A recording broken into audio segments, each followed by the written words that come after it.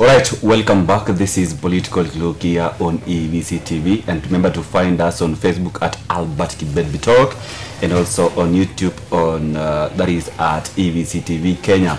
Here I'm privileged to have three politicians and one political analyst to paint us a picture of the political temperatures here in Kenya. And of course I have Honorable Richard Rota, that is former aspirant for Kipkenya Ward MCA seat, that is in Kapseret constituency, was in Gishu County, and also Honorable Kephas Ocheng, that happens to be the deputy chairman for KANU party in Uasin Gishu County, and also former aspirant for Kimumu Ward in Uasin Gishu County, and also Honorable Dorcas Chebet Kemboi, who happened also to have aspired to be the women rep for Uasin Gishu County, that is the women rep for Uasin Gishu County, and also we have Atambo Janai, who happened to be our political analyst. Welcome back. Now, aside the governor, as we put the governor aside, let's focus now on the MPs and the MCAs. Hawa watu pia wanafaa watufanyie kazi. Na sijui kama kule Uasin Gishu ama hapa Uasin Gishu, sijui kama kazi imefanyika kuanzia MPs, kuanzia MCAs. Na jana tumeona kwamba the first in command, that is President William Samoei Ruto, amekuwa pale annex for a church service, and a lot ilizungumzwa pale. Wananchi walituma maombi zao za maendeleo tu tofauti, na president's visit happen one day after his union with Raila Amolo Odinga in Nairobi. So sijui kama MPs, MCAs pia pale walizungumza wengi, na tunatarajia kwamba kwenda mbele, sijui kama kazi inafanyika ama itafanyika ama itafanyika, now that we are remaining with only 2 years to the next general election. Now starting with you, Honorable Richard Rota. Asante kwa hilo swali. Kitu chenye nakwambia ni hiki, na mimi naambia wa Kenya na entire Uasin Gishu, MP, nianzie na MP, ni kama tuko na MP lakini hawako. Hatujawahi sikia even kuongea even parliament. Hatujui ma-MP wetu ambao tulichagua kwa hizi sub-counties, sub-counties, mwenye watu tukiuliza wewe China, hakuna mtu ambaye anajua. Yaani wako hapo ni kama umbwa yenye imefungwa, lakini huwezi kasikika sauti katika kwa boma. Tuko nao. Na waongee, na wasemi, tukitoa malalamiko zetu wapeleke katika national government, ni waoka. Malalamiko yetu haijawahi fika mbele. Na ndio sababu nasema Uasin Gishu tumerudi nyuma kimaendeleo, sababu hatuna MPs ambao wanaongea. Kama tungekuwa na MPs wanaongea, at least tungekuwa tukisema hiki kitu fulani tunapata. Tukisema kitu fulani, unajua uwezi ukapata maendeleo ikiwa ichatengenezwa kutoka kwa county government. Hakuna. Hawako. Wako lakini kwa China, lakini hawako. Angalia saa hii, mulisikia tulipewa referral hospital. Nani amewahi fuatilia ajue imefika wapi? Imekufa. Alafu mnatuambia maendeleo ni Uasin Gishu tuko naye. Sisi ndio tumerudi jini kwa maendeleo katika Kenya mzima. Kama ningekuwa mimi ni president,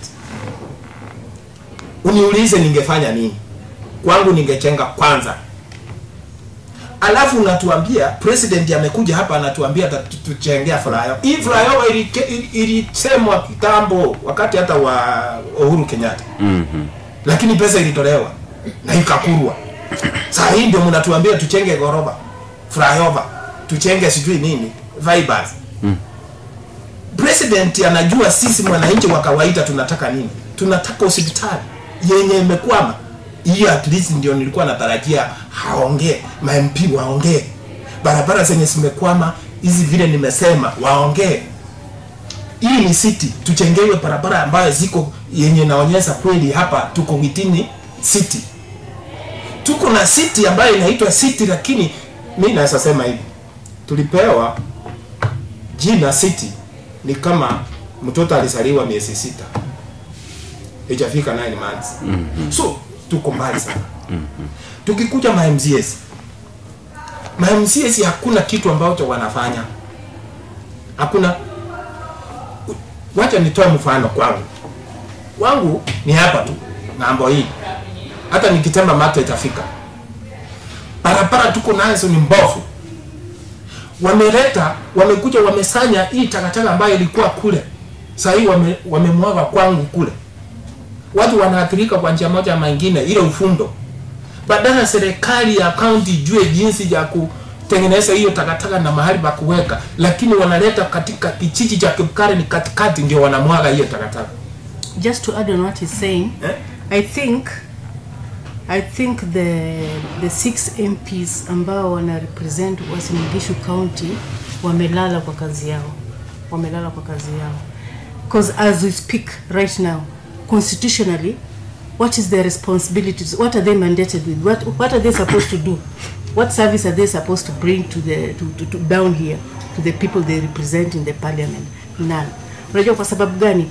Tangu watuchague the sitting government mpaka leo hakuna siku MPs wametuita watu ambao wanaishi Uasin Gishu we chat the way forward na tukue na input of decision making across the board. Wanakaa mahali kwa board, hata sidhani kama wanakaa mahali kwa board because they are nowhere to be seen. We are yet to feel the impact of our MPs of the 6 sub-counties. And then kwa wao kulegea kwa kazi imetuwacha nyuma na Uasin Gishu County ilikuwa mbele. In fact, these are county for champions. Ukiangalia upande wa athletics. Lakini we have so many other so many other untapped whatever. Tuseme mahali kama sports, swimming, singing, hizi vitu zote tuko na talented youth ambao wako hapa and they are very idle. Hakuna kitu wanafanya. Utaangalia security ya nchi saizi Uasin Gishu tunaibiwa left to right, hata kwa manyumba ukitoka nje ukirudi unapata mlango imevunjwa vitu yote saizi wizi iko yenye jaionekana tangu Uasin Gishu ianze. Na tuko na ma MPs ambao wakikaa pale kwa parliament wanaweza kudiscuss as a bill, wanaweza kuidiscuss hata hawajaitoa bill yoyote ama come up with any proposal kwa bill ama table any bill ama kudiscuss just anything for us to feel that we have our representation here in Uasin Gishu kwa main national government. Wameneglect kazi yao. You see kuna president ambaye inatakiwa sasa hawa ma MPs wamshikilie. Kumshikilia na maanisha kupeana good governance as an example.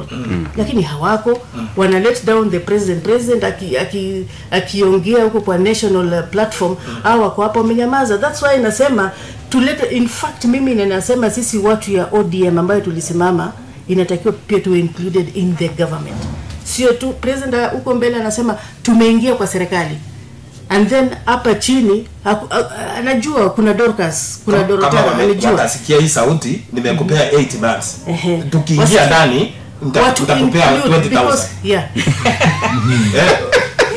Kwa sababu hata sisi tulikuwa na manifesto yetu, hata sisi tunajua in fact mimi ninaweza kurepresent Uasin Gishu vizuri sana because nimezaliwa hapa, nimelelewa hapa, nimesomea hapa. Mimi ni mtoto ya John Kemboy, ndugu ya Laura Kimnyango ambaye yeye ni mechanic. Nani ajui Kimnyango town? Tumejenga town. Wakati Rivertex ilifungwa, wakati Raymond's ilifungwa, sisi wote tulikuja tukakusanyika kwa plot ya Gibor Jackson akatupatia mahali pa kufanya kazi. Sasa hao ma MP especially MP Inapko Ichekonga na MP wa Keses na MP wa wapi pia Moiben anaitwa nani mheshimiwa Barto wamekuja wakapata the town and the county is developing. Na tuko na micro and small entrepreneurship. Na tuko na jua kali. Na tuko na wafanyakazi wenye wanafanya kazi pale wapi? Pale open places, road reserved areas, tumekuwa pale since time immemorial. Sasa wameingia tu MPs wanaona tu wananchi wanasukumwa, wananchi wanafukuzwa, wananchi wanakosa kazi, wamenyamaza. Sijui kazi yao nini kwa parliament. Wakuja hapa tuongee square vile inatakikana, Uasin Gishu ikae. Hii ni town yetu sisi wote. Kama wanalisikia mahali wapo watutafute. Nitawapatia namba ya simu. tuongee, tujadiliane, tujue vile hii tauni yetu ambayo iko na makabila yote Kenya hii tutaishi, tutakaa na tutafanya kazi namna gani. Wasijifiche fiche tu huko kando wanafuata president akikuwa, wafanye kazi hapa chini, tufanye kazi na wao. Hata bwana Chirchir Arap Samoei mali huko aone kwamba ako na watu, ako na backup. Wanawacha president anakuwa very lonely akisema huko juu ya kwamba tunatoa ukabila. Angalia clips za president. Tunatoa ukabila, tunatoa. Sasa hao ma MPs ndio wangeanza kutoa ukabila hapa Wasingishu. Angalia na Kenya yote sio hapa peke yake. Angalia mheshimiwa Misira alikuwa the best MP ni Wasingishu kwa kufanya maendeleo. Lakini alipigwa vita right, left and center. Kwa nini? Sababu ni walikuwa wanasema Muhindi asikuje kutawala hapa. Muhindi alikuwa hapa, hakuwa anatawala Wahindi, alikuwa anatawala wananchi wa Wasingishu.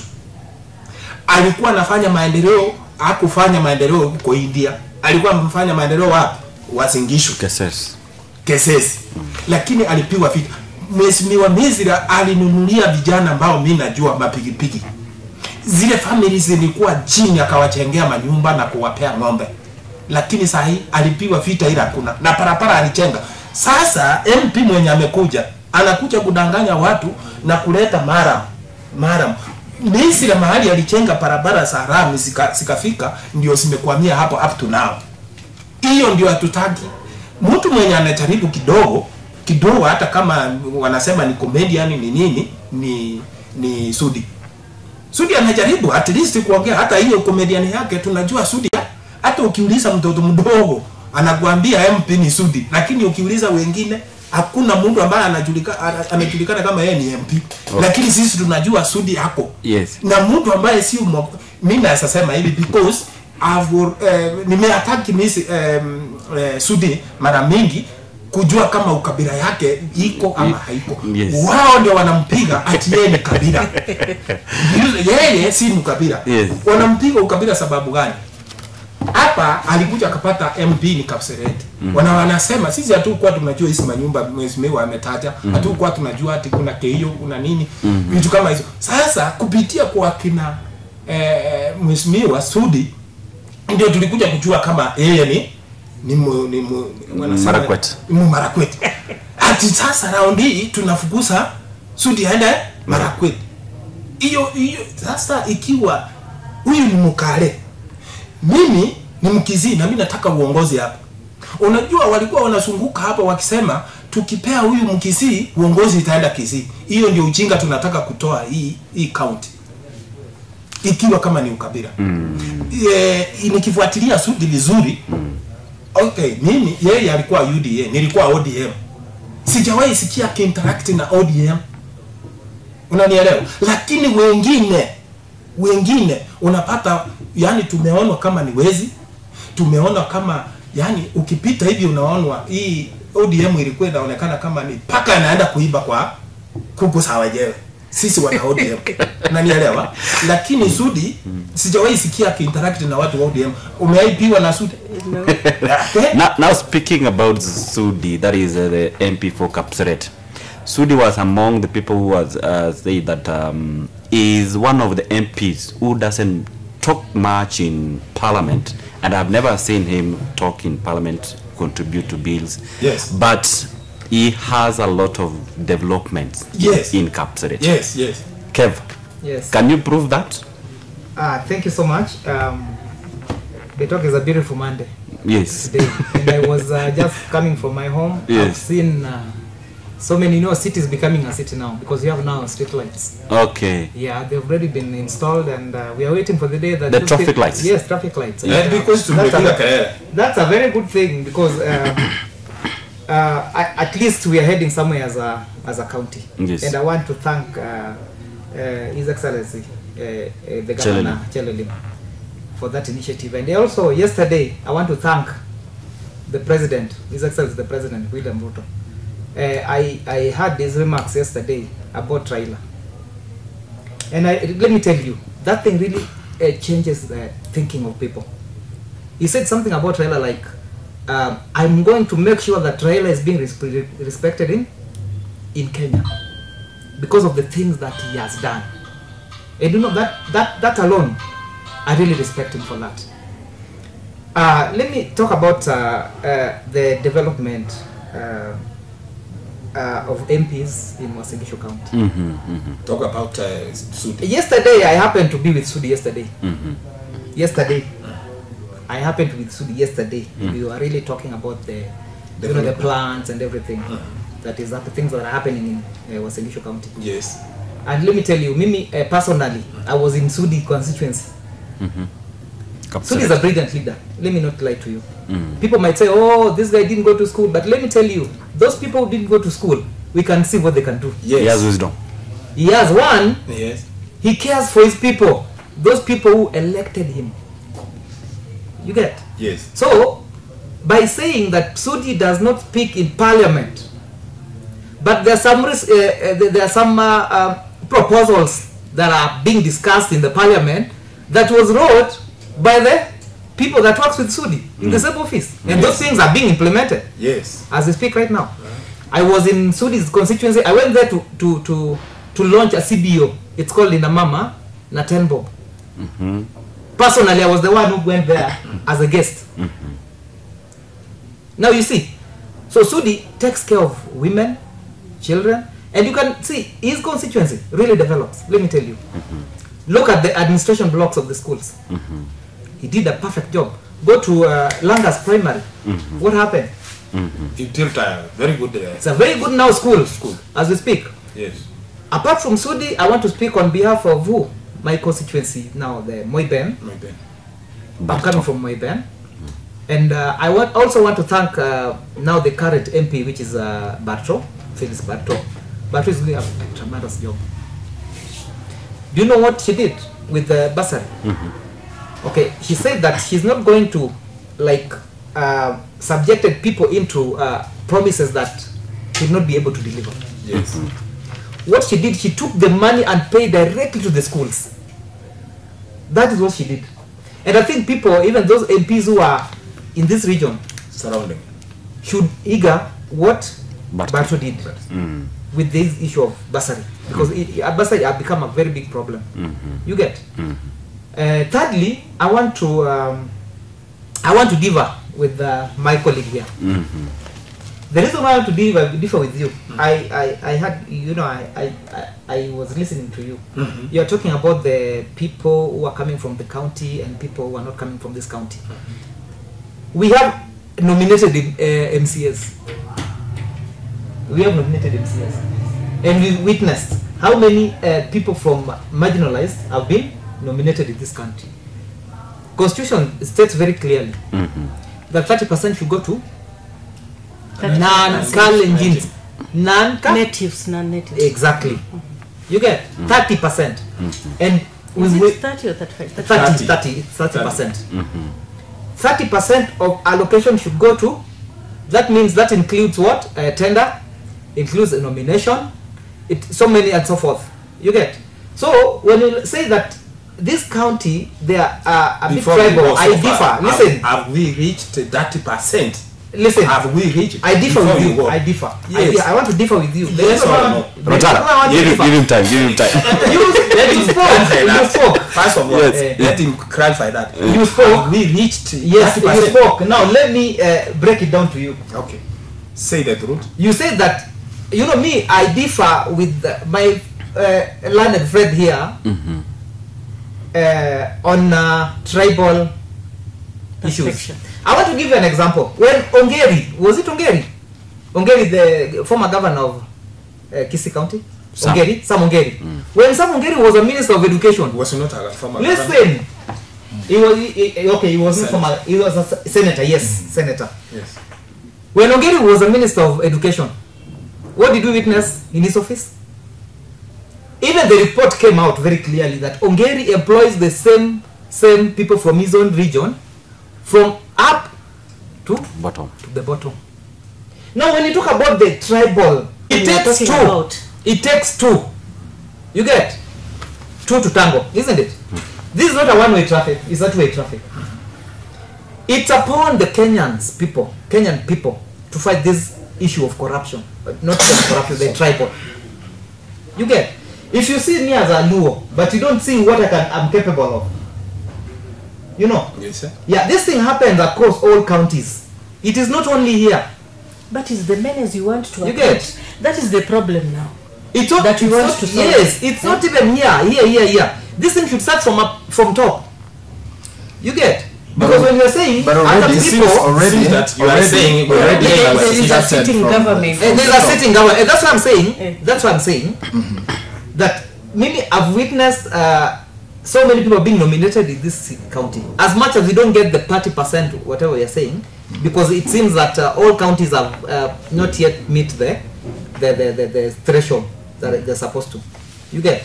But truth be told, tribal has become But a very big just issue. agree with us that Yes. that fraction is just too small that you cannot even write it on a margin on a graph. You know, it cannot even represent any percentage.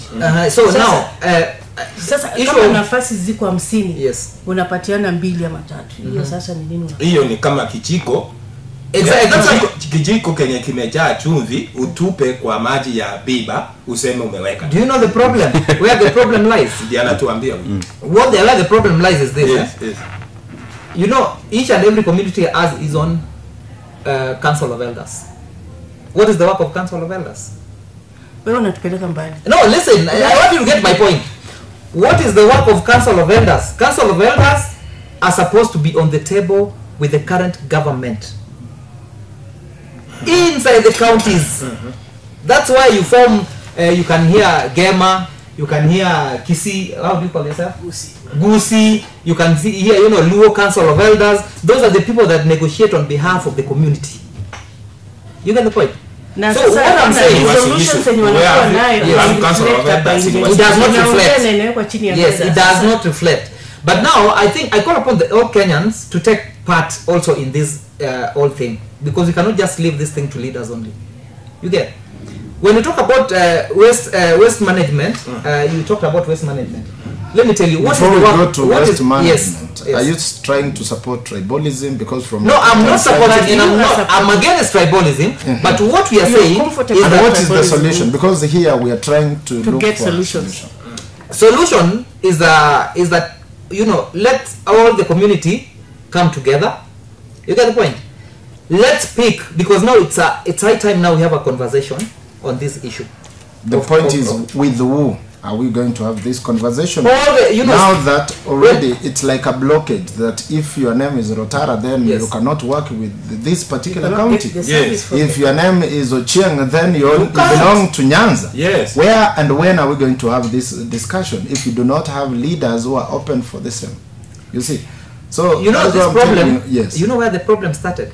This problem started with devolution. When devolution checks in, it came with so much. You know, we were expecting that when devolution it's in place, so many people are going to benefit from this devolution. But you know, already when you are saying, if you are maybe a Jaluo, when you apply for Jogo in any county, so long as they see that name, they will tell you, you just go and perform, just go and apply from In your your home home area. Now that It is, started that is with the the, you know, menace that I think really want we need to implement. We need to do some changes on that part of, you know, the part of, you know, that section of the Because constitution. the auditors who are supposed to do that and tell us that this is the populations that we're having, we had the MPs the other day trying to tell them that they are doing wrong. Are you saying that? Yes. But those are the people who need to give us reports that when we check Uasin Gishu County, they have employed 99% of the natives and 1% to other And let non-natives. me tell you, you know, Are saying that? yes. But this same office that is supposed to do that, the same parliament is not agreeing with them. They don't want them to carry out their mandate per se. So I think we really need to figure this thing out. It is something that is there, not only in Uasin Gishu County, as you have said, not only in Nyandarua, not only in Kisumu, and all these other counties. But that moment that we will uphold the constitution, na tufanye vile ambavyo katiba yetu inasema. I said here in some interview that I will be so happy when I go to Kisii County, I meet there Chebet. as the Yes. a director there. OCO. I saw that. I go to Nyanza, I meet there Mwanaidi from Mombasa Yes. as a representative. But ukienda ofisi minister mingi of siku hizi energy people are wa speaking Kisii. mother Yeah, mother tongue. tongue, Go to yes. hospitals. Eric. Umeenda huko ni mother tongue. Eric. And go to public offices, Yeah. mother tongue. You see, it is really sucking. It is really bad. It's not a good thing. Unaona pali Kenya imefikia saizi tuko kwa crossroad. Na hii kitu itaenda kutukula sisi wote, sio Uasin Gishu peke yake. Hii mambo ya uongozi inaegemea upande ya wale ambao wako pale, ama upande ya ile kabila ambaye labda governor anaongea ama president anaongea. You see, we are supposed to be one country under leadership of one president, under one constitution, unaona, and under the umbrella of Kenya as a whole. So unless we style up, unless we start to be, unless we tune into the music of that inclusivity, hakuna pale tutaenda. Unaona saizi there is a sitting government na ambayo imechaguliwa kisiasa, inaenda kuisha in the next 2 years. We'll be ushering in maybe a different government. Sasa ikiwa wale ambao wako saizi kwa serikali wame sideline ama wamependelea upande fulani, alafu serikali nyingine ikuje, nini itafanyika? Same thing will repeat itself. Utakuwa na hiyo friction. Yeah, sure. Na on the process ya hii mambo ya ukabila ama whatever, on the process kuna watu wengi wenye wanaumia, alafu kuna vitu mingi tunakosa as a country kwa sababu ina to block, selfishness by the end of the day ina block so many good things that should have come. Hii mambo yenye iko hapa Uasin Gishu, sisi tutataka MP wa Inapkoi, MP wa Keses, MP wa Soi, yes. MP wote wakuja na wajua kwamba kuna Orange Democratic Movement ambao walienda kwa debe pamoja, na kuna Azimio as a whole ambao walienda kwa debe pamoja, na wao pia walikuwa na manifesto yao. Hakuna vile president ataenda pale aseme tunataka broad based governance, yes. But na hapa nyumbani hai reflect. Yes. Sasa tunataka hao wa viongozi wote ma MPs wakuje, the sooner the better. We have only 2 years to go. And Uasin Gishu live by example. Just because the president comes president ni jirani yangu hapa Kapsoya. Hiyo mbele ukienda tu pale Ilula amejenga nyumba smart sana. Hata mimi nikifika pale najisikia niko State House. Sasa hii inatakiwa reflect kwa wananchi wote. Kama nimesema, ukiangalia on the western side of the county of Uasin Gishu kuna Kakamega, si ndio? Hapa tu hapa Soi. Yeah, Kakamega county inaanzia hapa. It's only the road. This side is Kakamega, this side is Uasin. Inaanzia hapa. Ukienda hapa chini kidogo kuna Watiriki. Wanapakana na Wanandi. Ukiteremka pale South Nandi South. Mahali panaitwa Kapsengere. Huko ndio origin yetu sasa kabisa. Tunapakana na Wajaluo na Wamaragoli. Si ni kweli? Ukiteremka tu hapa chini hapa Moroni Mumias, kuna Wakipsigis na kuna na Wajaluo, unaona. Ukiteremka hapa ukienda hapa kuna vile nimesema tu mwanzo. Sasa hapa Eldoret ni center ya hii watu wote. Na vile nimesema hapa Eldoret, hapa Uasin Gishu kuna makabila zote za Kenya hii. Sasa hii uongozi ya inclusivity ambaye president anasema tunataka ianzie hapa. Na tunataka tuanze immediately. Utaiona. Yeah, that's why Number 2, nataka nione, mimi najua governor anatusikia, mimi ninajua our women rep anatusikia pale yuko, ninajua wananchi wanatusikia, watuite. Sisi hatuwezi kwenda kutafuta hao. Unajua sasa hao wako level lingine. Lakini wakisema kwamba hii serikali inatakiwa iwe include watu wote, waanze na sisi ndio tuko hapa. Na saa zile wanaingiza sisi kwa serikali, wajua wameingiza watu ya Raila wote, wajua wameingiza Azimio wote, ambaye hata kuna ODM wengi sana ambao ni wakalenji wengi sana na walimpigia kura. Nilipata kura mingi sana Moiben kwa hiyo primary school in Simat.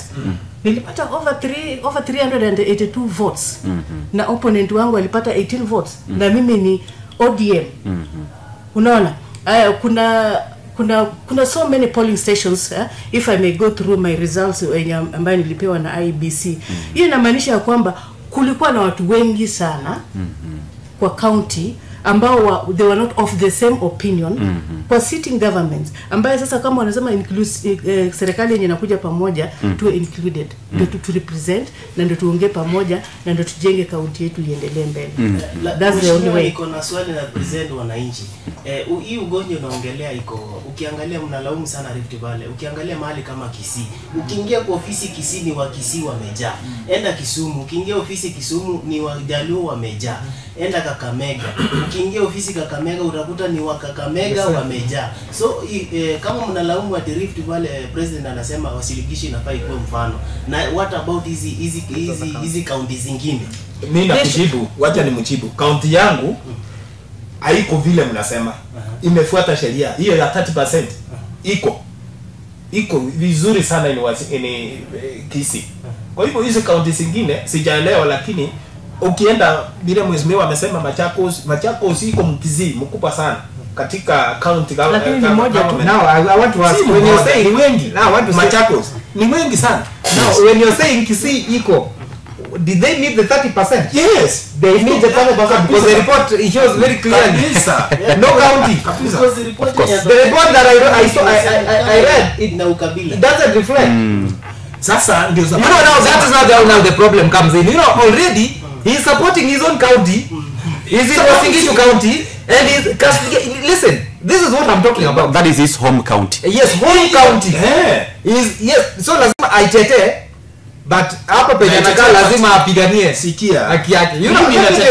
But any resources inafaa ingie kwa mwananchi, nafaa kuipata, sababu mimi ni mtu ambao nataksiwa ini Wasingishu, si mimi natoa, lazima nipate, na nisipopata nitapata kupitia wapi?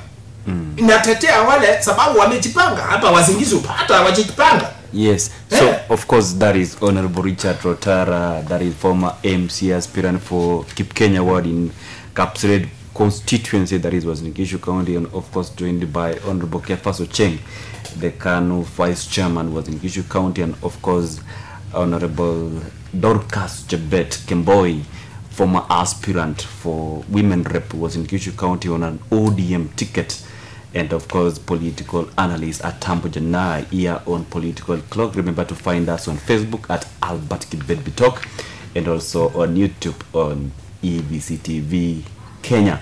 Back to you, Richard Rotara, that now we have, let's cross over to national politics. Yes. Juzi tumeona Ruto Raila pact, na ni kitu wengi walitazamia. We expected that. Yes. After Raila lost the AU seat, akakaa kidogo akasema I'll be announcing my next move shortly, and akaomba kwamba mwini wache nitulie kidogo. Tukatulia, na on Friday, was it on Friday? Yes, last week tukaona kwamba amekutana na Raila na amesign ile MOU. Amekutana na Ruto akasign ile MOU, akasema kwamba tunafanya kazi kwa pamoja. Unaweza zungumzia aje hilo? Hiyo swala ambayo umesema, Raila, kitu cha kwanza, wa Kenya wakati alienda AU kutafuta kiketi cha huko, iko wenye wako wanataka aende. Na wakati alianguka kuna wenye walisherekea.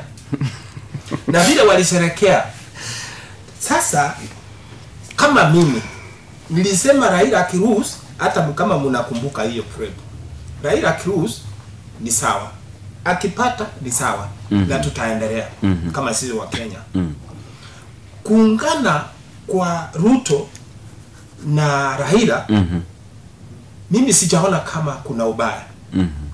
Raila aliomba wa Kenya kura, especially Mount Kenya, aliomba kura. Walimuita yeye ni wasimu, yeye ni mchawi, yeye ni nini, msio vitandawili, hawakumpea. Na ameuliza mara mingi, hawampei kura. Mnataka Raila yeye aende wapi? Mlikuwa mnataka, okay, amekuja mkafurahia, mlikuwa mnataka mumuweke wapi? Nani huwa alisema Raila yeye atakufia opposition? Nani alisema? Ameomba kura, mumumpei. Akikuja hapa tena Raila akienda mnaanza kulia, akikuja tena mnaanza kulia. Amekuja amejoin serikali, amekuja sababu hakuna mahali mlikuwa mnapangia Raila akue.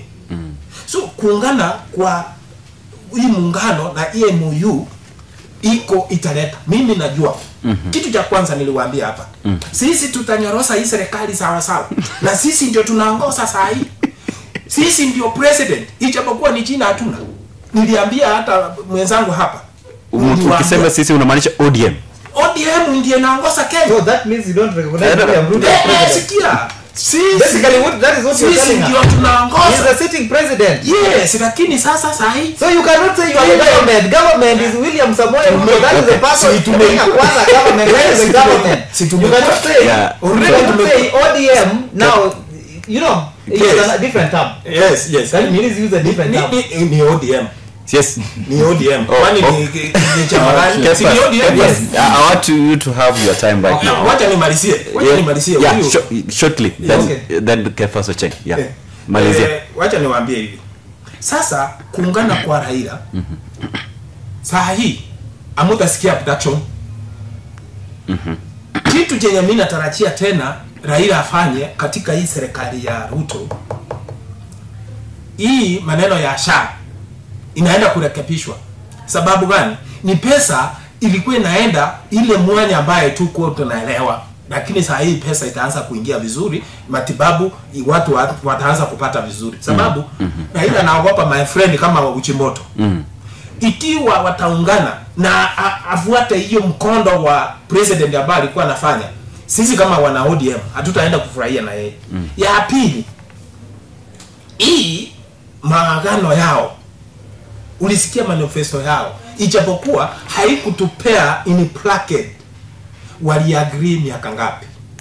You see, but me as I know ikifika 2027 hiyo maagano yao itakuwa imeplek na kila mtu ataanza ataenda zake. Hiyo ndio kitu ninajua. Kwa hivyo ni kama vile unasaoa mwanamke akisaa, sasa mlikuwa mnatembea na yeye, akisaa sasa mtembei na. Now you're saying the agreement it did not reflect in that agreement that they signed, isn't it? The timeline. Hakuna. Okay. But how do you know that come 2027 the agreement will be over? But check. That's why I've said in brackets. In brackets, yes. Wewe ulisikia miaka. The MOU miaka. Kesi 10 years. Mheshimiwa. Anajua Raila. Because Raila atasign leo mkataba, baada ya siku 2-3 amevunja. So ni mwanachama ODM, anajua according to ODM. Mimi najua sisi tukiongea hapa. Mheshimiwa Kefas Ocheng. Yes. Tuliona kwamba the prime CS, that is Honorable Musalia Mudavadi, and Speaker Moses Wetangula hawakuwa katika ukumbi pale Raila na Ruto wakisign ile mkataba wao. Yes. Does it mean kwamba kuna jambo ama ni nini? Pia deputy president alikuwa lakini mnyamavu. First of all, you know, what I can say is that the agreement between Ruto and Raila. You remember what I said the last time I was here? Yes. I told you very clearly that Raila Amolo Odinga possibility of working with Ruto was 90% than Raila Amolo Odinga to work with someone from Central Kenya. Did I say that? It has come to pass. The reason why I'm saying that is that, you know, so many people did not expect this movement that Raila and the agreement between Ruto and Raila. That's why you can, you know, so many people are speculating on the issues that maybe they don't know what they're expecting.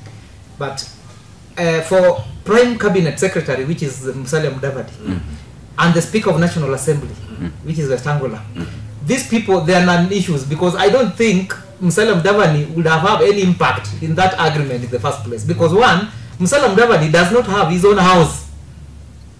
It is of his own ANC party. He does not have the party. So I don't think it would be more important for Mudavadi to be in that picture. You get the point? That is one. Two, Wetangula, I don't think if Wetangula, even Wetangula, very soon is going home. The reason why I'm saying that, very soon. Do you Because mean Wetangula, out of office or his going retired? home is he will be removed from being a national speaker. Is there legally? You remember, that's now the constitution. Because the majority belong to who? You had the Azimio. Azimio is the majority. Wetangula come from UDA. from UD, not even Kenya- from UD, from Kenya- Kenya Kenya Kwanza, Kwanza. because he has his own party. Yes. But now the constitution says state very clearly that the majority should take the National Assembly seat. You get the point? So he's there illegally. He might go anytime. Apart from that, Wetangula is the party leader. How can a party leader become a speaker of the National Assembly? That's why I'm saying that. Now, the third one. I've listened to people, Kenyans, people are saying, oh, Raila betrayed Gen Zs, oh, Raila did what? Let me tell you, where were Gen Zs when Baba's vote were being stolen? You get? So where do they want Baba to do? This Mzee has been suffering almost life yake yote. You know Raila, people are just seeing Raila have an history in this country. There's so many things, even that freedom of expression that they are enjoying right now as Gen Zs came from this Mzee. Yes. You get? Raila Amolo Odinga, and I want to make this thing very clearly. I don't speak for ODM. I'm in Kano. But I want to say this thing in a broad daylight. Raila Amolo Odinga does not speak for Gen Zs. Raila Amolo Odinga is my coalition leader. He was Azimio. And he's still Azimio party, Azimio coalition leader. You get? Raila Amolo Odinga speaks for ODM members. Raila Amolo Odinga speaks for those people who have been elected or have been appointed in certain in cabinets. That cabinet. You get? So any decision that Raila Amolo Odinga did in this country, he did it for the betterment of the country. Not because he was selfish, the way people are saying. Yeah. You get? So these people, they didn't give Raila Amolo Odinga votes. Yes. They don't want Baba to sit down. They don't want Baba to go out. They didn't want Baba to go ahead kwa hiyo kiti ya AUC. You get? Now Baba is back. They are saying, oh Baba, you should not do what? You should not even join hands with Ruto.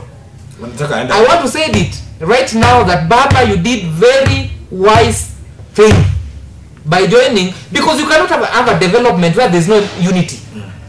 We need that unity. We need that face of Ruto. And we need that face of Raila Amolo Odinga. This Mzee has 6-7 million followers. Same na Ruto. You get? So when these people are coming together, that is when you will start seeing changes in this country. Because a country cannot be united if kila mtu anasema mambo yake. This country need direction, and I think Ruto knows what he's doing right now. Nilimsikia akisema kwamba now the money is there. And the development, even the remarks that he made yesterday about nilisikia nani koti moja, His Excellency Governor Jonathan B aliongea juu ya maneno ya hospitali hii yenye ilifunguliwa Huruma. Is it Huruma? Is it Mama what? Mama Rachel. Alisema kwamba in less than a year watoto wamezaliwa hapo is about 1,200. That's a very big number. So that means hiyo hospitali inafai grow. Unanipata? Na aliweka kwa nini yake in which alifanya very good thing, and president said it peke yake akasema kwamba in the next 10 days, and I believe this is not a promise like these other ones. I want the president amesema in the less than 10 days kuna mkakati ambaye ameweka ya kuhusiana na mambo ya hospitali ambayo iko within the county hapa. Kuna budget ambayo within 10 days we will start seeing other things. Kuanzia lini? No, amesema this remarks was nini yesterday. It's not something ilifanywa kitambo. It was yesterday. It was yesterday. Sawa. But alisema less than 10 days the hospital itakuwa expanded. Maybe they can be moved from that place. Kefa. Now, question. Yes. Unasema hiyo hospitali ya Huruma inafai grow. Kwanza kitu ya kwanza ujue pale hospitali ya Huruma imejengwa si shamba ya serikali, ni shamba ya Ripeline. That's what I'm telling you. I said it. Nimesema kwamba they will be moved from that place to another place, and I think even the deputy the governor said the same thing. Alisema kwamba wanaomba kama wanaweza tolewa pale wapelekwe in a bigger place whereby penny wanaweza kuendelesha hiyo kazi ya hospitali kuwe kubwa ndio iweze kusaidia wananchi wa Uasin Gishu County. Sawa sawa. So what I'm saying about the handshake iko sawa and we are supporting it 100%. And those people who think Raila Amolo Odinga did not do the wise thing in this country, let me tell you, you are in for a root shock. Do you know why I'm saying that? Because kuna zile vitu ambazo zinaenda kufanyika. Rotara said that the government belongs to you right now. Government does not belong to ODM. The government is Kenya Kwanza. ODM just came in to support Ruto to achieve other things. That was the agreement, the what Sifuna, Secretary General. Lakini unaona nini nani? Yes. Hii handshake, as much as you might look the positive side of it, it has come at a cost. It has come at a cost. Unaona hii handshake ndio itokeleze ikujie. Haikukuja tu yenyewe. Ilikuwa baada ya Gen Z kwenda kwa street na kufanya demonstration. Baada ya sisi wana ODM kwenda kwa demonstration. By the way sisi tumeenda demonstration mingi sana. Handshake ndio ikujie. Gen Z walikuwa wanataka kunyang'anya serikali ya Ruto. Walikuwa wanataka kunyang'anya kupendua serikali ya Ruto. Yes. Ndiposa Raila akasema hapana, serikali ya Ruto iwezi enda, wacha nifanye handshake. Is it correct, Mheshimiwa? Yes, when Baba said, because you know, after the demonstration, demonstration of Gen Z was nice for the country. I think because that alone, that was my question. Yes, it's okay. Umemaliza kuuliza. Umemaliza. Sasa unaona kweli Gen Z walikuwa kwa streets and I was part of the team. Hizo demonstration yote tulikuwepo, hata you can revisit my clips. Nilikuwa part and parcel of the demonstration. Na kama mwanasiasa ODM, demonstration has been the order of the day since 2007. Nimeenda demonstration mingi sana, numberless huko Nairobi. Na kama sisi wanasiasa tunaenda kwa pesa yetu huko Nairobi, tunarudi na hata watu ya Nairobi hawajui kuna watu wametoka Uasin Gishu ama wametoka mbali ambao wana support demonstrations. Tumekuwa kwa hiyo demonstration. Na hii demonstration yetu watu ya ODM imekuwa good governance that we've always been advocating for. Na ukiona wana Gen Z chenye walikuwa wanaitisha ni the same. Unaona the same zile vitu wenye watu wa ODM wamekuwa wakiitisha. Tunataka serikali nzuri, tunataka mambo ibadilike, tunataka masomo mzuri, all those name them, the basic needs of any government. Imekuwa ni hivyo. Sasa wao vile waliingia kwa street, kitu ya kwanza hapo pia kulikuwa na vile hakiele sijui mambo ilienda namna gani, lakini if you remember very well, around that time kulikuwa na hiyo uprising ya youths all over the world. Kulikuwa na wale wa Singapore, kulikuwa na wale wa Central Africa, wakina Traore, kulikuwa na nani, na wao watu wenye walibadilisha serikali yao ilikuwa ni vijana wa Gen Z. Kuna wenye walimanage na kuna wenye hawakumanage.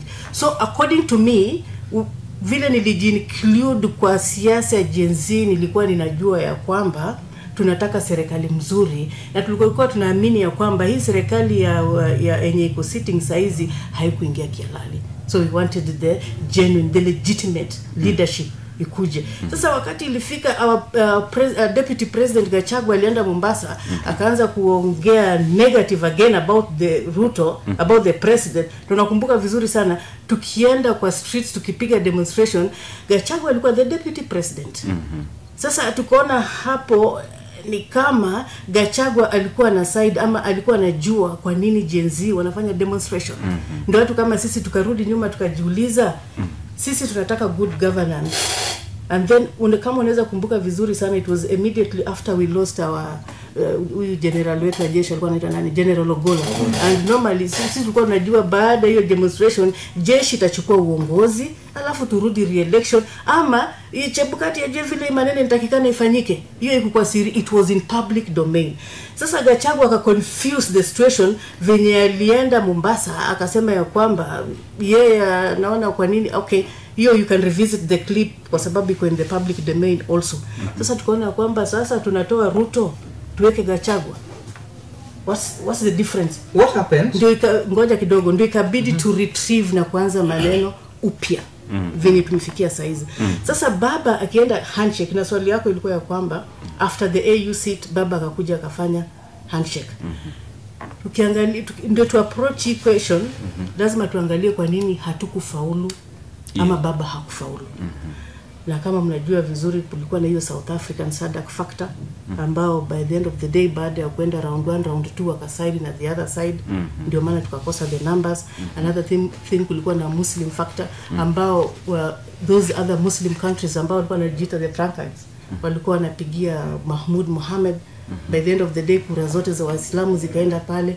And then kulikuwa na this pride. Unajua Africans wanaona ya kwamba sisi Kenya tumedevelop, hata tuko now in the streets hapa Eldoret, tuko privilege ya kuwa na mataifa yote hapa Afrika. Ukiongea na wao wanasema Kenya wanaona wako mbele zaidi, Kenya wanaona wanajua kila kitu, Kenya wanataka kudominate, Kenya wanataka waende America wakuwe presidents, Kenya Kenya everywhere, Kenya here, Kenya there. So they wanted to also teach us a lesson by voting our candidate out. So ni Kenya ndio ililose. Mimi nashangaa kulikuwa na wenye walikuwa na celebrate ati Raila kushinda, hata wao wakipewa nafasi they cannot play even half of what Raila achieve kwa his political career. And then on top of that ukiangalia wale wako na maoni tofauti kuhusu Raila's candidature and the handshake, wako na common denominator. These people have never been there for Raila. They have never voted for Raila. They have never wanted a change in this country. They have dominated the leadership of the country mpaka inagana ni kama if they are not in the leadership hakuna Kenya pale. Mheshimiwa, niko na swali.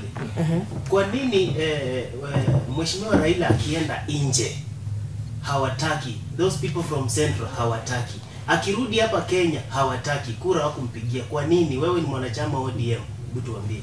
Hiyo ni akili duni na ukasumba. Since time immemorial kuna wale watu wanajielewa, wanajijua, ambao hawaja pendelea uongozi itoke kwao. Alafu kuna wengine ambao hata they have gone as far as in the whatever, in the TikTok na hizi public whatever, wanaongea kuhusu Raila amelaniwa ndio maana hawezi kuwa kiongozi. Mimi nashindwa, kwani binadamu gani hajalaniwa? Wakati Mungu aliumba dunia, akaweka mwanadamu pale, mwanadamu wa kwanza kuhasi Mungu na kulaniwa na Mwenyezi Mungu alikuwa na Adam na Eva. Na baada ya hapo binadamu wote, sisi wote tulilaniwa na Mwenyezi Mungu. Akasema wababa watakuwa wanafanya nini? Wanamwaga jasho ili wakule. Na mama nao watakuwa wanapata shida ndio wapate watoto. Tukalaniwa kwanza, ngoja kidogo, tukalaniwa kuanzia pale. So laana iko na kila mtu. Na isitoshe, kwani laana yenye wanasema ya Raila Amolo Odinga, Ramibe yule sisi tunajua, hiyo ni laana gani haina msamaha? Iko laana gani haina msamaha? Mheshimiwa kidogo. Richard amesema hapa sahi wako kwa serikali. Na kuna wananchi huku nje wanalalamika sababu how comes Raila ameingia kwa serikali, wakutaka aingie kwa serikali. Richard, kwani ndio nimeuliza hivi vile huyo amesema madam amesema hivi, Wakikuyu hawako anataka, akienda huko hawako anataka, amekuja hapa hawataki aende huko. Sasa walimpigia kura, hawakumpigia kura. Sasa mlikuwa ndio nikauliza, hata hiyo kitu nimeuliza mbeleni, mlikuwa mnataka Raila akue wapi na mlimtengea wapi? Hakuna mahali mlitengea Raila wacha ajitengee, na ndio sababu tumeingia kwa serikali. Can I say something? Yes. Can I say something? Before we have a time. I've been listening to Mheshimiwa. Yeah. The issue of AUC. You know, we have China here. You guys are not talking about China. And when you look at the Arabian countries, China has a lot of influence with those countries, more than any other country. So I think even for Raila to lose that seat, hiyo mambo ya China factor pia ilichangia pakubwa sana. You get the point? Because Raila amekuanga mtu wa side ya America sana. And you know those two countries, they does not get along well. So even China might, even because waliona vizuri sana, because we know Raila, we know our Aguambo, Raila wetu tunamjua venye yako. One, he's a performer. Two, he does not give a damn so long as he knows he's doing the right thing. So China also maybe waliona kwamba if this guy manages to claim that seat, maybe itakuwa vigumu sana even for them to work with those countries. You get the point? So that's a very big factor. Secondly, the mambo ya Gen Zs, mheshimiwa, mambo ya Gen Zs was good for the country, and that alone changes the political landscape of this country. Political narrative, it changed completely. It was a good thing. But now it was taken by the event, it was overtaken by none other than politicians. Kwa hivyo mheshimiwa unamaanisha China ndio ilichangia Raila kuanguka? Yes, ama unamaanisha in a very big way. Kivipi? In terms of business wise. The Raila Amolo Odinga was going there, if maybe I'll manage kuchukua hiyo kiti. Let me tell you, China wangekuwa na problem, hilo jaiona. Wangekuwa na problem. And I think that's why they influenced those countries not to vote for Raila. And I don't say all of them, but very few, majority of them. That's why Raila alipoteza hiyo kiti. The one Gen Z I was talking about. Yeah, kimalizia. Gen Z was they meant well for this country because there are so many things that they wanted this country to implement, things that in our involved, like youth jobs, nini. So the narrative was okay, but now it was overtaken by the events by none other than who?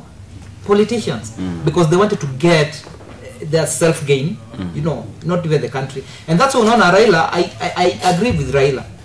That's why I said earlier that Raila he was not the spokesperson for Gen Zs. But remember when Raila said you want Ruto to go, what these people, they did not know that we didn't have IBC in place. It could have gone is it Sudan way, because we didn't have IBC body. You're saying Ruto must go, then okay, he will go, then Gachagua will take over, start implementing those policies that we don't want. And you know Gachagua very well. Gachagua akishika hiyo kiti, let me tell you, hawezi toka.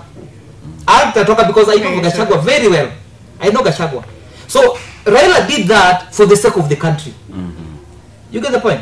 He did it for the sake of the country, not because of ubinafsi ambaye hapo nayo. Lakini mheshimiwa ukisema Gachagua akishika hiyo kiketi hatatoka, katiba inasemaje? Hebu soma. You remember when Kenyatta died, Moi took over power. Election was supposed to be done in listen, election was supposed to be done within 90 days. 90 days. That 90 days, what Moi did, Moi alienda kabadilisha sheria. It's the same thing that Gachagua could have done, and as an influence because he has the funds. Sasa tuko na katiba inatu guide. No, katiba, let me tell you, katiba inatengenezwa na kina nani? Tulikuwa nayo. What is the work of MPs? They are the legislators. Si ndio? Hiyo katiba inatengenezwa na nani? Implementiwa na kina nani? Hizo sheria zinaweza badilishwa. Yes. Through what? Through cash. Through cash. Unanipata? They can be compromised. Hiyo ni ya kwanza. Ya pili, Wakikuyu walisema kwamba watu wa Central walisema kwamba they don't want Raila Amolo Odinga kufanya ABCD. The reason why Raila Amolo Odinga na Ruto kushikana, wameshikana, watu wa Central wanaona kwamba biashara yao inaenda kufanya nini? Kudidimia, because hao ndio wamekuwa control the market. You get the point? Yes. In terms of importation. Mtu yote ambaye angeweza kutoka from somewhere akuja import na goods zako zitoke tu zikiwa sawa. Unanipata? Ulikuwa umewekewa nini? Dunga. What is excellence the president William Ruto did? Alienda kafungulia hiyo kitu. Sasa hizi anybody even now I have a friend mwenye alifanya imports, anafanya deal na mambo ya electronics. Alileta goods na saizi iko kwa market sasa inauzwa. Hapo awali ilikuwa vigumu kwa sababu ulikuwa unaleta, lakini these central guys walienda kama wamefunga hiyo njia because they wanted to monopolize the market. You get? So that's why unaona Ruto anapigwa vita na watu wa Central. And I don't understand with these Central guys because they are the same people when you walitoka into message we are in right now. Yes. And now they are saying atuwataki Ruto. Maybe 2 years. I'm the president. It is going to be the tune of Raila that we are going to dance to. Administration belongs to Kenya Kwanza. Administration, I want us to agree in one thing. That the government of the moment right now is for William Samoei Ruto, which as is the name. It is the name. It's all about the leadership. It is the name.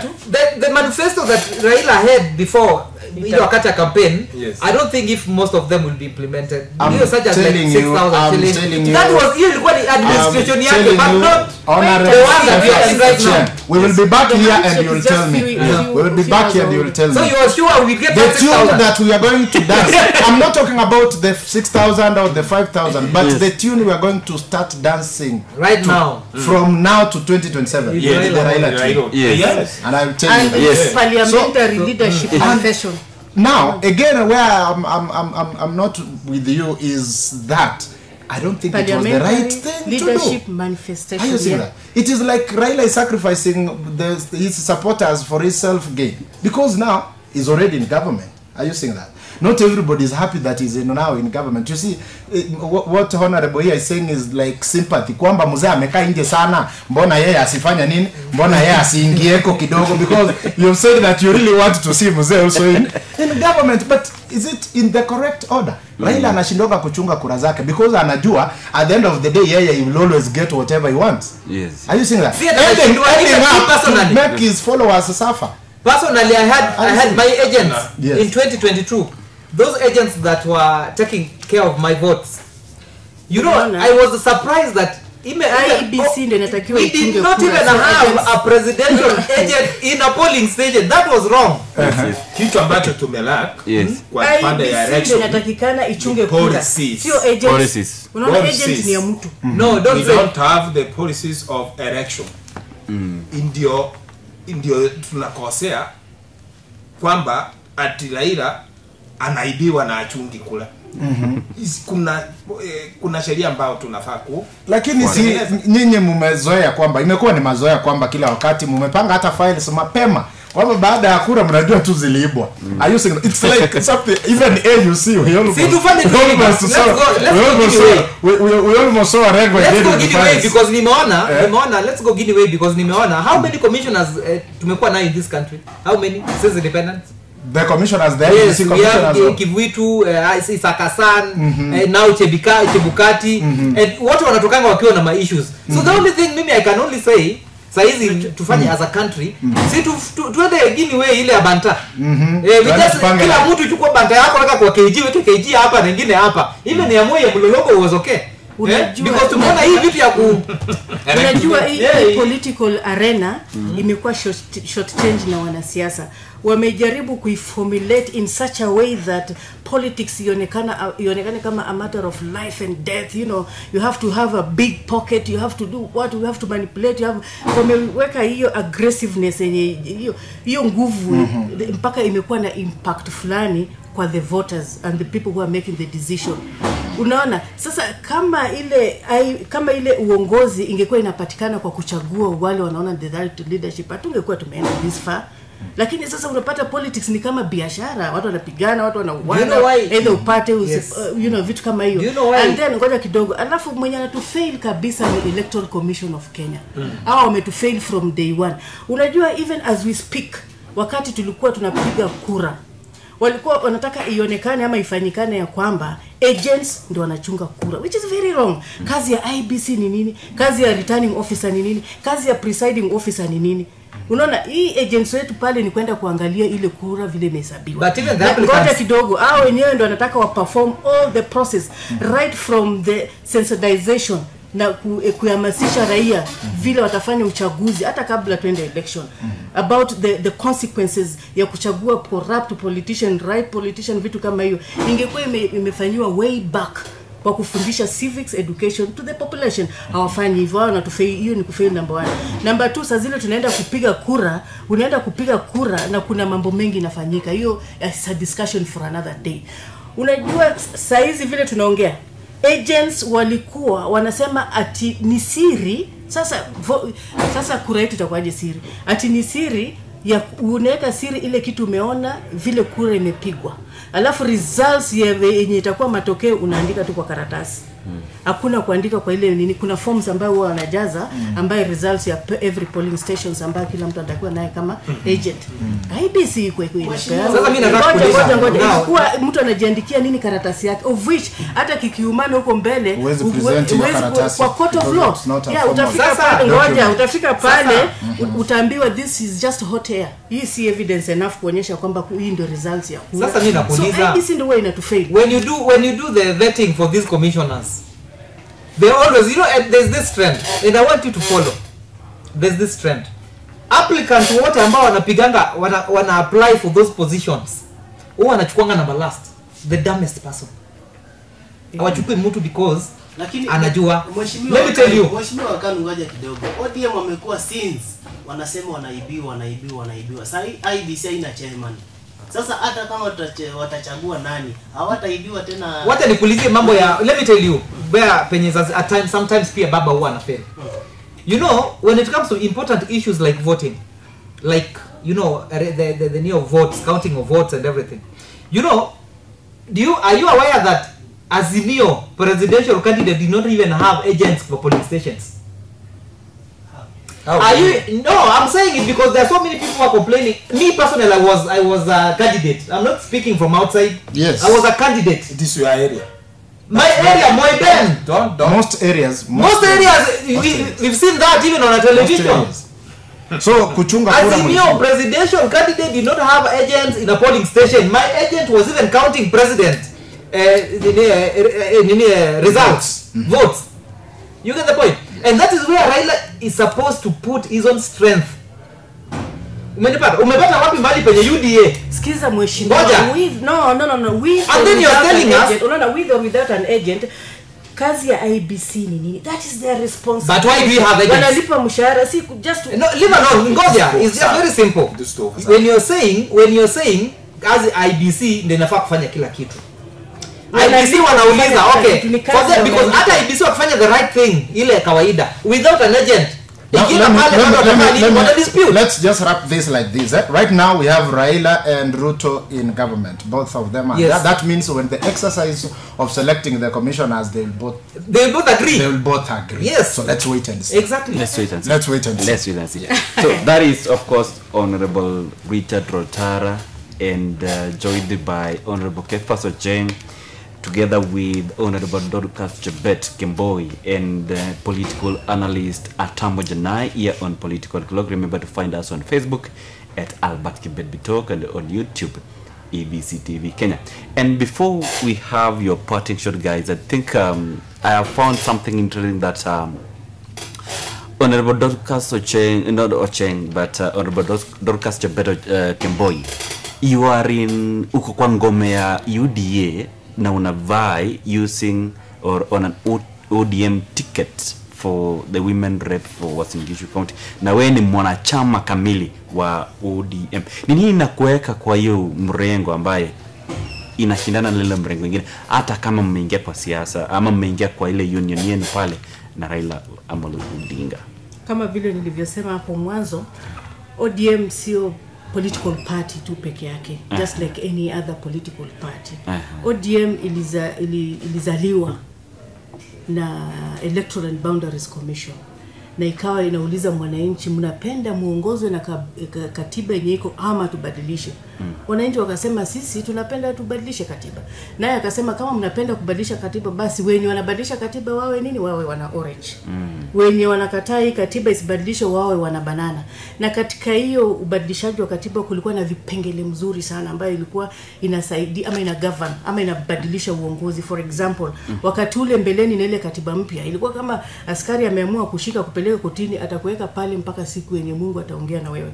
Lakini katika hii katiba mpya ilikuwa inasema namna gani? Ukishikwa na makosa, ukipelekwa kotini ama ukipelekwa pale kwa cell, ukae kwa cell chini, ukikaa kwa cell 24 hours, kama hujapelekwa kotini uachiliwe.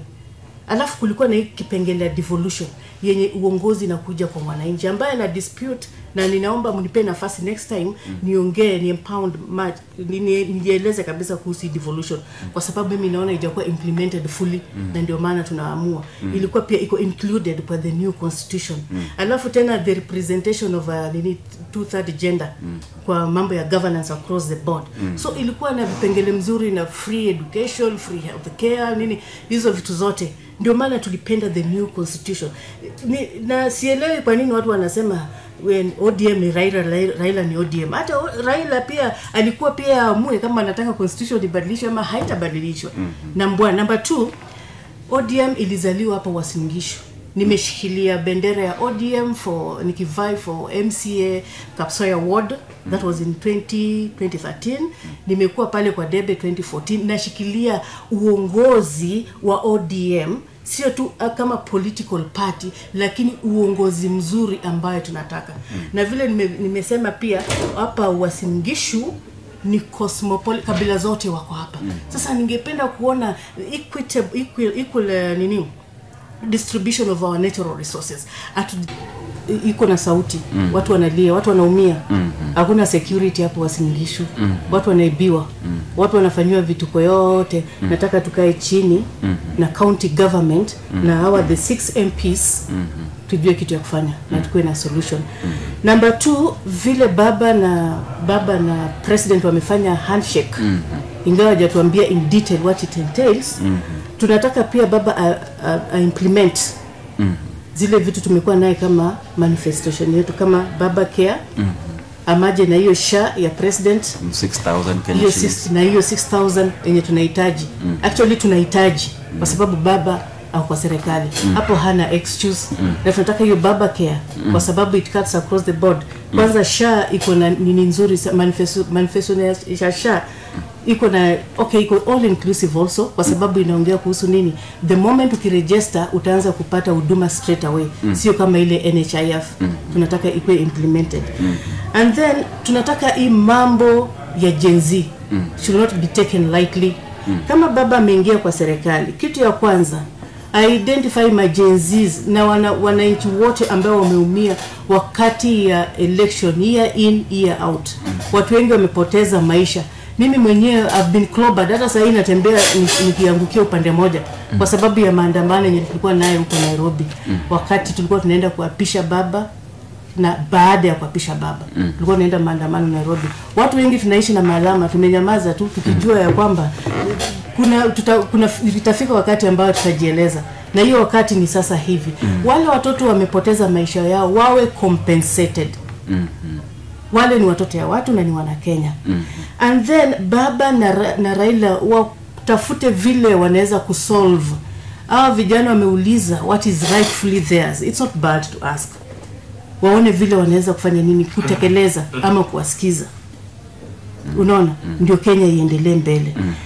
Ya mwisho hao wenye wanasema baba hangeenda kwa handshake, walikuwa wanataka baba afanye nini? Kama hangeenda kwa handshake saizi Kenya ingekuwa namna gani? Kama hangefanya handshake hiyo, hata hiyo next election tungekuwa tunaongea kweli. Sababu saizi nchi ilikuwa imeanza kukosa mwelekeo. Kila mtu anafanya vile anataka.